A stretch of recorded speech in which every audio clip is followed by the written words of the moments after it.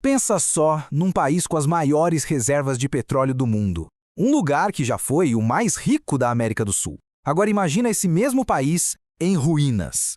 A história recente da Venezuela é uma parábola bem sombria e hoje a gente vai mergulhar fundo para entender como essa tragédia aconteceu.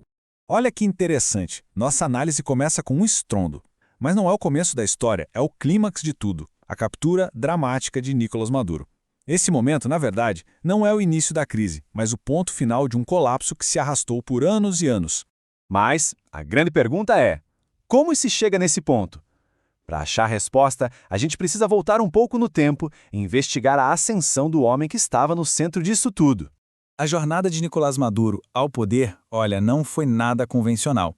De motorista de ônibus a herdeiro de um projeto político, a trajetória dele foi marcada por uma característica principal.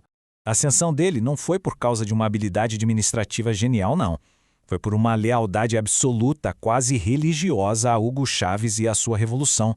Ele não era um gestor, ele era o soldado mais fiel, o sucessor escolhido a dedo. E logo que ele assumiu, Maduro chegou a dizer que Chávez apareceu para ele na forma de um passarinho. Sabe, isso pode parecer até meio bizarro, mas revela uma coisa muito profunda. A insegurança de um líder tentando preencher o espaço gigantesco deixado por uma figura tão carismática e avassaladora. Bom, com o poder finalmente consolidado, o regime de Maduro colocou em prática uma série de políticas econômicas. O resultado, uma catástrofe, que para muitos economistas era, bem, totalmente previsível. A primeira grande medida, que era um pilar de todo o projeto, foi o controle de preços. A lógica parecia simples. Para garantir preços justos para a população, o Estado, e não o mercado, definiria o valor de tudo. O que poderia dar errado, não é mesmo? Bom, o que aconteceu foi basicamente uma receita para o desastre, em 3 passos bem simples. Primeiro, o governo tabelou os preços abaixo do custo de produção. Aí, obviamente, produzir qualquer coisa virou um prejuízo certo e as fábricas começaram a fechar. O resultado final, prateleiras vazias e o surgimento de um mercado ilegal gigantesco, com preços nas alturas. Para a gente ter uma ideia do impacto real disso, vamos pegar um caso específico. A Agroislenha.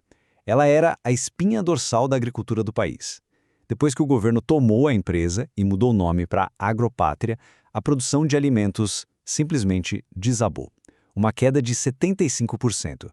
O que era para ser uma solução para a comida virou, na prática, uma fábrica de fome.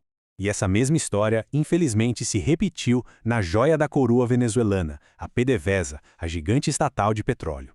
Engenheiros e técnicos foram demitidos e trocados por aliados políticos sem experiência.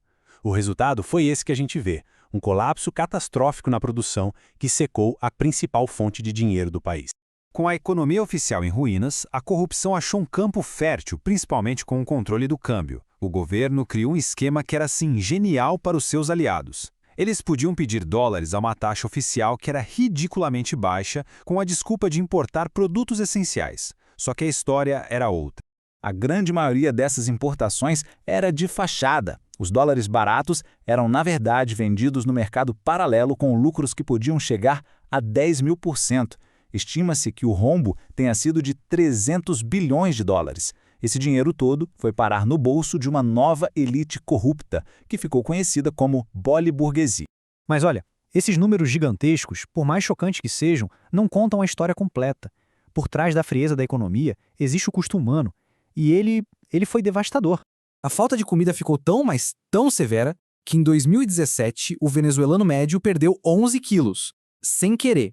Essa crise de fome ganhou um apelido sombrio nas ruas, um apelido terrível, a dieta de Maduro. E o mais inacreditável é que, enquanto a população passava fome, a elite do regime festejava. O cúmulo do absurdo foi uma festa de gala numa montanha sagrada, com os convidados chegando de helicóptero. É um símbolo grotesco da total desconexão entre quem governava e a realidade do povo. Para escapar desse inferno, milhões fugiram. Só que a jornada de fuga era, muitas vezes, um outro pesadelo. Uma sobrevivente que cruzou a selva de Darien descreveu assim: sua vida é acabada pelos homens dentro da selva que estupram e matam. Era esse o preço que se pagava pela chance de ter uma vida.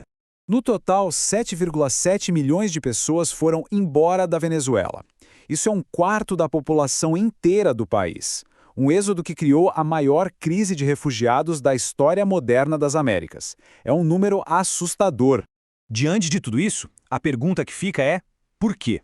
Foi um acidente? Foi azar ou foi o resultado inevitável de um projeto com falhas na sua própria base? Vamos dar uma olhada nas lições que essa tragédia nos deixa.